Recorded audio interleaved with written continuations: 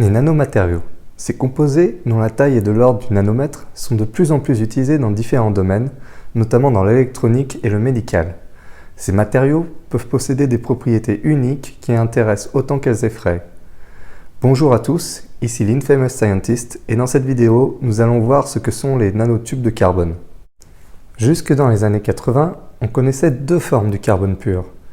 Le graphite, où les atomes sont disposés selon des plans parallèles entre eux. Le matériau sous cette forme est friable car les plans sont faiblement liés entre eux. Un exemple d'application peut être les mines dans les crayons à papier. Et la deuxième forme, qui est le diamant et qui possède une structure plus compacte et plus dure que le graphite. C'est ensuite en 1985 que furent découverts les fullerenes sphériques comme le C60, dont la structure ressemble à celle d'un ballon de football. Le diamètre d'un tel assemblage est de l'ordre du nanomètre. Et le nom de Fullerene, ou de Buckminster Fullerene, donné au C60, est un hommage à l'architecte Buckminster Fuller, dont les créations concernèrent entre autres des géodésiques. Les fullerenes constituent ainsi un troisième état du carbone. Dès 1990, il fut possible de produire du C60 industriellement. La technique utilisée consiste en l'établissement d'un arc électrique entre deux électrodes en graphite. Les fullerenes sphériques sont utilisés dans différents domaines, allant des matériaux, de la cosmétique, de l'électronique. Et les fullerenes ne concernent pas seulement les structures sphériques, mais aussi les nanotubes de carbone, que nous allons voir ici, constitués de graphène repliés en forme de tube. Ils ont été observés en 1991 par le physicien japonais Sumio Lijima, en adaptant le protocole de création des C60 par arc électrique. Au départ, les nanotubes obtenus étaient multifeuillets, qui consistait en plusieurs tubes concentriques qui s'emboîtaient les uns aux autres. En 1993, des nanotubes monofeuillets, cette fois-ci, furent obtenus par Sumio Lijima et Donald Bethune par deux méthodes différentes. Le diamètre typique d'un nanotube de carbone monofeuillet est voisin du nanomètre. Les nanotubes se présentent comme des tubes creux concentriques séparés de 0,34 nanomètres, parfois il n'y a qu'un seul tube, avec un diamètre interne de l'ordre du nanomètre et une longueur de l'ordre de quelques micromètres. Ces structures allongées sont éventuellement fermées à leur extrémité par des pentagones de carbone caractéristiques des fullerenes. Les nanotubes de carbone sont divisés en deux groupes. Les nanotubes à simple paroi, ou SWCNT, pour Single Wall Carbon Nanotube, et les nanotubes à parois multiples, ou MWCNT, pour Multi-Wall Carbon Nanotube.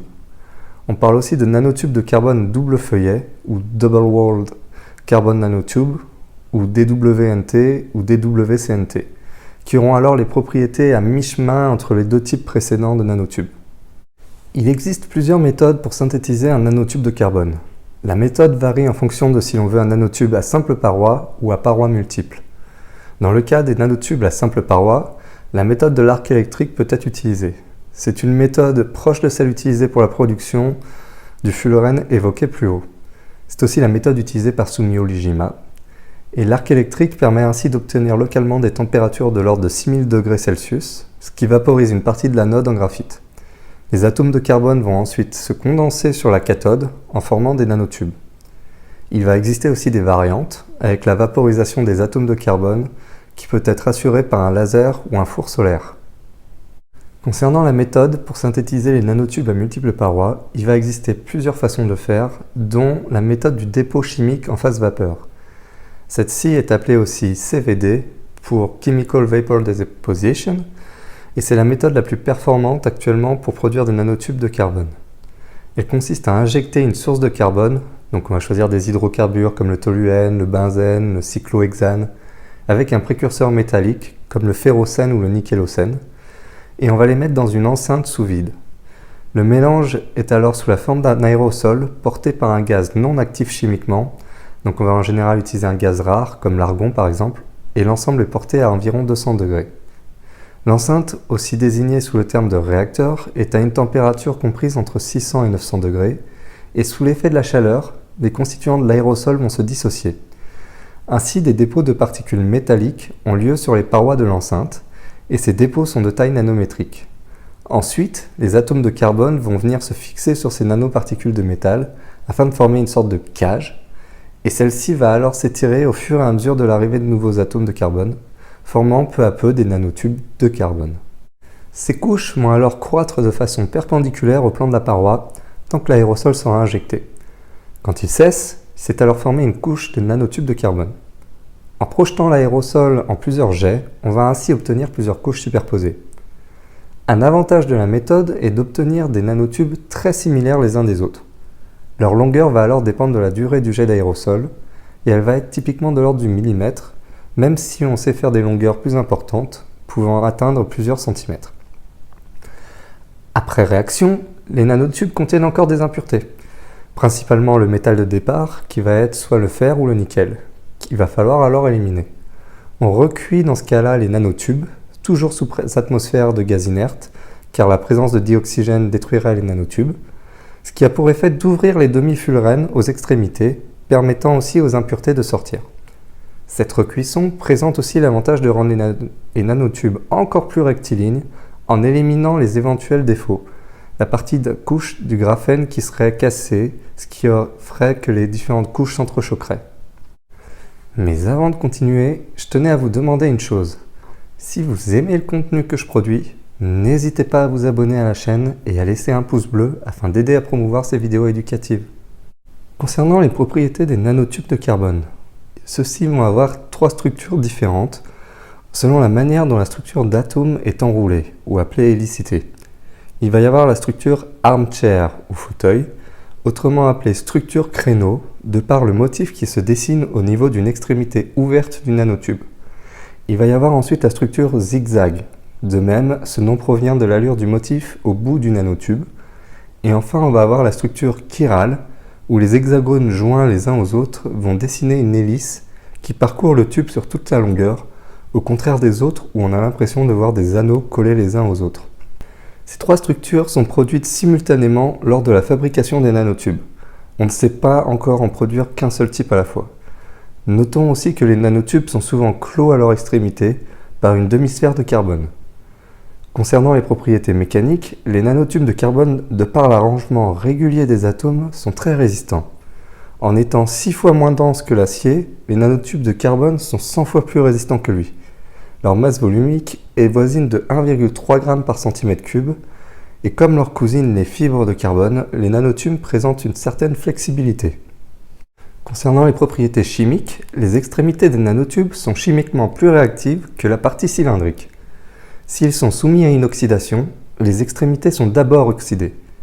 Les nanotubes de carbone sont relativement peu réactifs et une modification chimique de leur surface fait souvent appel à des espèces fortement réactives, en utilisant par exemple des oxydants forts, des réducteurs forts ou des espèces radicalaires qui sont des composés par nature réagissant facilement. Pour ce qui concerne la solubilité, ils sont très hydrophobes, c'est-à-dire extrêmement peu compatibles avec l'eau et ne sont pas solubles dans celle-ci ou dans les solvants organiques non polaires.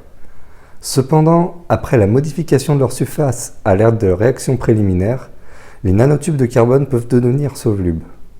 En ce qui concerne les propriétés électriques, des points de vue électriques et optiques, les nanotubes monofeuillets ont la particularité tout à fait exceptionnelle de pouvoir être soit métalliques, soit semi-conducteurs en fonction de leur géométrie, c'est-à-dire l'angle d'enroulement de la feuille de graphène. À basse température, les nanotubes de carbone deviennent supraconducteurs. Concernant les propriétés thermiques, les nanotubes de carbone peuvent tolérer des fortes températures, de 2000 degrés dans le vide à 750 degrés dans l'air. Ils sont aussi de bons conducteurs de chaleur. Pour les propriétés biochimiques, les nanotubes de carbone purs sont bio-incompatibles, ce qui signifie qu'ils ne sont pas compatibles ou liés à la vie ou au tissu vivant. Ils génèrent une réponse immunitaire du corps car ils vont être considérés comme des éléments agressifs. C'est pour cette raison que les scientifiques les modifient chimiquement de manière à ce qu'ils soient acceptés par les tissus de l'organisme et puissent être utilisés dans des applications médicales. Ils peuvent interagir avec des macromolécules telles que les protéines et l'ADN, ce qui implique d'être extrêmement prudent lors de leur manipulation. Bien qu'ayant de nombreux avantages et de nombreuses propriétés très utiles, ces nanomatériaux ne sont pas sans danger. Ils sont souvent comparés à l'amiante en termes de dangerosité. Ainsi, des chercheurs ont démontré que ces nanotubes ressemblant aux fibres de l'amiante pouvaient également causer des liaisons précancéreuses. Ce type de fibre provoque au bout de quelques dizaines d'années un cancer virulent se nommant le mésothéliome, qui va affecter le revêtement des poumons ou l'enveloppe du cœur. Et bien que la toxicité des éléments de taille nanométrique soit rigoureusement étudiée, des chercheurs du CEA, donc le Commissariat à l'énergie atomique, ont mis au point une méthode de marquage isotopique permettant une visualisation extrêmement fiable du comportement des nanotubes de carbone dans les organismes vivants. Et ce qui en a été résolu, c'est que les premières expériences ont permis de montrer qu'une fois présents dans l'organisme, ces nanoobjets s'éliminent lentement. Les nanotubes de carbone pourraient être appliqués dans différents domaines de la vie de tous les jours. Ils pourraient être ainsi inclus dans d'autres matériaux qui seraient alors plus résistants et plus légers que ceux que nous connaissons actuellement.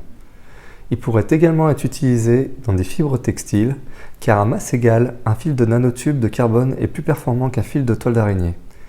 Les nanotubes pourraient permettre la confection de gilets pare-balles ou une meilleure dissipation de la chaleur. Il y a un troisième domaine aussi qui pourrait être intéressant, qui concerne la nanoélectronique, car de par leur taille et leur caractère semi-conducteur, les nanotubes ouvrent la voie à la nanoélectronique. Les nanotubes de carbone pourraient alors remplacer éventuellement un jour le silicium, qui est actuellement le matériau principal en électronique. Ils pourraient être utilisés également dans les membranes de synthèse, où une couche de nanotubes pourrait constituer une membrane qui ne laisserait alors passer que certaines molécules à travers les nanotubes. Et il pourrait permettre également de stocker des matériaux, comme par exemple l'hydrogène, ce qui est très utile dans les véhicules fonctionnant avec ce gaz, car avec les nanotubes de carbone, il pourrait être transporté en toute sécurité. Mais il faudrait réaliser des expériences plus poussées pour être sûr que ce serait vraiment pertinent, car justement il y a d'autres technologies qui existent actuellement et qui pourraient peut-être avoir un meilleur avenir dans la suite. Une autre application potentielle peut être dans les matériaux utilisés pour les voyages dans l'espace. En effet, les fortes radiations reçues dans ce milieu peuvent endommager les composants électriques, voire faire tomber les ordinateurs en panne. Une solution serait alors d'incorporer les nanotubes de carbone dans les composants électroniques afin d'atténuer l'impact des radiations et d'améliorer l'efficacité énergétique de ces composants par rapport à des composants constitués à base de silicium.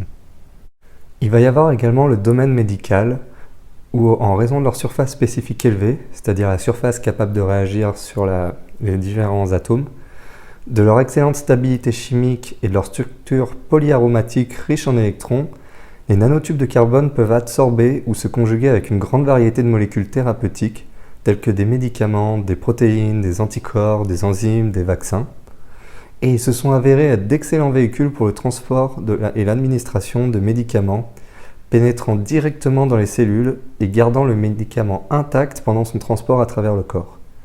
Ce dernier permet de réduire la dose de médicaments et sa toxicité, notamment les médicaments anticancéreux.